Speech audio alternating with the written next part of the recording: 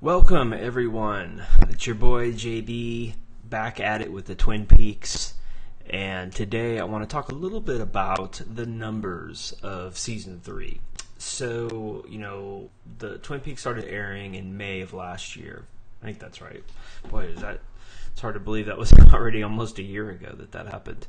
It feels like a lifetime. So, like many of you, I was just a fan. I'm a television lover, as co-creator of the Red Room podcast. Obviously, Twin Peaks is something that was near and dear to our hearts. Myself and my co-host Scott Ryan, who's also the co-managing editor of the Blue Rose magazine. We were very, very excited, like all of you, when Twin Peaks came back. And I initially went in not with the concept of ever writing a book about it, just with the concept of trying to figure the damn thing out and enjoy it as it was happening. I very much did enjoy it as it was happening, and the idea of putting any type of narrative structure around it, trying to figure it out, did not occur to me until episode 3. Now, if you recall, this was the part with the purple power station. Once that happened, I was like, okay, I need some type of a system to try and figure this out. And if you heard my interview on the Twin Peaks Unwrapped podcast, love you guys. If you heard my interview with those guys, I think last August, I kind of went through what that structure was. But I thought I would take a few moments here and kind of walk you through what those numbers look like. Because on a week-to-week basis, it was actually really interesting to come up with what happened with Twin Peaks. So I'm going to back out here and let's take a look at some of these numbers. Now, this looks a little crazy, and I want to preface this by saying that my history, my professional life, I was a business analyst for a long time, and that involved breaking complex systems down into things that can be studied and measured and looked at, analyzed. You can take these components out and make decisions about them. My education is creative writing, so I have a creative writing degree, and so one of my hobbies and pleasures is breaking down narratives to see how they impact the overall story. And this was no different. So, what we're looking at right here is part by part a breakdown of the narrative and focus. I guess let's just call it the narrative focus of each part of Twin Peaks: The Return, Season 3 is we're now calling it. So, if you go back in your mind to what happened there, once part 3 started, I realized that I was indeed, yes, I'm going to try and break this down into some type of a system that I can personally use to try and figure out what the hell is going on here. And so, I went back, had the Showtime app, and that's what I used for all of these numbers, and I started to kind of break down, okay, what are we focused on in each of these scenes? And it's not necessarily every single consecutive scene, because many of them are bundled together under these kind of larger narrative structures. And if we look at what we got here, Mr. C has a plan, right? We've got the FBI finds Cooper, Cooper escapes, revisiting old Twin Peaks, Hawk is missing something. And this was all set up, most of this was set up in part 1 even. The Ballad of Big Ed and Norma is what I'm calling that one. And then, of course, we've got other ones that haven't yet been introduced and won't be until later on. And so, what I did here, I'm going to pop into the second column, is kind of just break down how much of each episode from a minute and second perspective is focused on that particular narrative, okay? And then I also, wanted to, so we got the total amount of screen time here, and then that, of course, converts over into a percentage of how much is focused on, right? And then, of course, it should add up to 100, as well as the number of minutes and seconds spent on that. Now, I cut out, in the initial run, I cut out the credits, and I cut out the opening montage as well. I did break out how much time was spent from a musical perspective on stage. And then, was it new? Was this a new narrative? Was it, does it not exist yet? Non-existent, it's my own little pun there. And then, was it a supporting narrative that's already been there for something that's been there? Something that hasn't really been introduced yet, but in retrospect, it was supporting that line.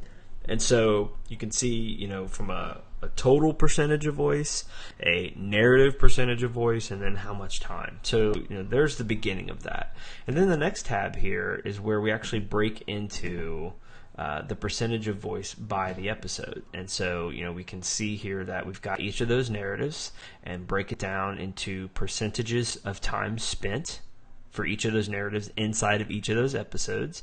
And the overall percentage should be 100% overall. I don't know that I updated episode 18 yet on this one, so I've got a little bit of work to go back and do, but you get the idea. So let's go into the narrative volatility,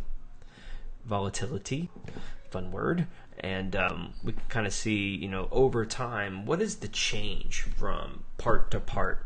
That was one of the things that I really was interested in was, I think I even said this on the Twin Peaks Unwrapped podcast, that thinking of Lynch and Frost as having like this giant mixing board of narrative, and they can kind of just turn up the amperage on specific narratives over time, and you can see from episode to episode, how those choices they were making from a narrative perspective changed. So, for example, Cooper escapes. That was a new narrative, obviously, in part 1. And in part 2, you can just see them turn that dial 327% versus what was shown in part 1. And in fact, you can see that Cooper escapes. They basically turn up the amperage slowly in some cases, giant leaps in others, all the way up through part 8. So, there's no argument whatsoever about what the main narrative is in Twin Peaks Part 3. And yes, of course, it's self-evident after you're done. But when you're watching it on a week-to-week basis, you don't know what the hell is going on, right? So for me, it was a great way that I could kind of keep focused on, all right, here's what we're talking about. They introduced, we didn't know it at the time, but it was the FBI finding Cooper with the Ruth Davenport's cut off head. But that was introduced in part 1, right? And then they turned it down 78% from a narrative perspective in part 2. So it's great to watch these masters, and really I'm talking about Lynch here from an editing perspective, on how he just kind of hid the main thesis of what was happening in season 3 throughout the entire strand. Okay, and then we pop into the overall percentage of voice, and this is really probably the most important chart. It's where everything rolled up into one, and as we see here, we've got how much percentage of voice is spent overall. So 16 hours, 35 minutes, 48 seconds. Again, not including credits, not including opening montages. Those will be included in the book. In my book, A Skeleton Key to Twin Peaks, but for my own purposes, as I was watching this live, I carved it out. And then, of course, what's the breakdown? So how much time is spent for each narrative over the entire 18 episodes? And we can see that those all add up. Here, we can see the total amount of screen time. So just think, Firewalk with Me spent almost 3 hours just talking about the last 5 days of Laura Palmer. The Twin Peaks season 3 spent over 4 hours, actually 4 hours 13 minutes and 19 seconds, talking about Cooper returning. Just that narrative. 2 hours 33 minutes and 56 seconds were spent on Mr. C's plan. So it's great to have those breakdowns. It's very, very clear where the narrative structure is. And, I'm going to argue that the true enemy in Twin Peaks, which will come out in the book, was hidden way, way, way down in the bottom. So it's a small narrative thread that really only becomes evident how genius it was to hide it when you see how little time they spent on it. Awesome. And then this is really just a kind of a mapping over of those amperage changes from a narrative perspective over time. And then here we go. How many minutes? Raw minutes for each narrative inside of each episode, right? And those are all. This was actually a factor that I used to create this chart. Super cool chart. It really just focuses on how much of each narrative over 18 episodes was spent here, right? So we can see, based off of the color, how much time was spent over each episode, embellishing each of the storylines, and it creates this great mandala-like view. I thought this was just more interesting than anything. The most important chart here, and I'm actually going to back in just a tad, is right here. So this is kind of the true skeleton behind the skeleton key.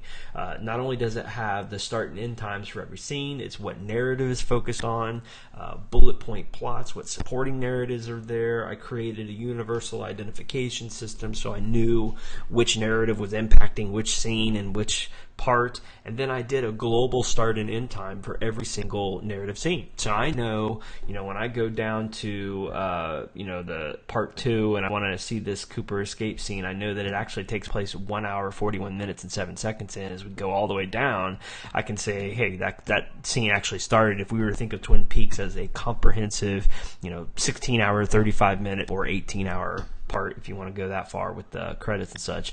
It actually started about 10 hours and 40 minutes into it. So I'm going to have all of that in the book. All of these numbers are all going to be the basis around which I build out, the analysis and the overall experience of what it was like watching Twin Peaks: The Return happen, and then what it was like after Mark Frost published the final dossier, which completely upends and subverts everything we knew about Twin Peaks up to that point. Super exciting. I absolutely loved season 3. It was disruptive on nearly every level. I love the fact that most people hated it. I thought that was great because I was not an original Twin Peaks watcher, so I came into it already with an air of disruption. Kind of a challenge of, okay, let's see you guys prove how a 25-year-old show can still be relevant, and not only did they do that, they reinvented television as they did it. So I absolutely love season 3. I wouldn't be writing a book about it if I didn't, and I'm really excited to get this in your hands because I think it's going to upset a lot of people, the thesis that I'm coming up with on this, but it's all right there. I mean, I think it's completely justified. And so that's about it. I just wanted to take a quick round through what the numbers look like. I think next time we'll probably jump in a little bit more into the narratives and the kind of episode by episode guide that I put together. I'm no John Thorne. I'm certainly not going to be digging deep into pulling in season 1, 2, 3, and all of the history like folks like Brad Dukes put in there. But as a writer who appreciates what a narrative is, I stand by the work that I did last year live and trying to create those episode guides. So super excited to get that into your hands. As always, thank you guys for your support. I really appreciate it. Follow my Facebook page. Feel free to pop out to the website if you want to poke around at some of the other stuff I've done. But my goal is to get this into your hands right around September timeframe would be wonderful. Still haven't figured out the publishing and all that other stuff, but it's happening. It's being written. It's being designed. I'm designing everything down from the page layouts to the icons I'll be using. The pictures will probably mostly be mine.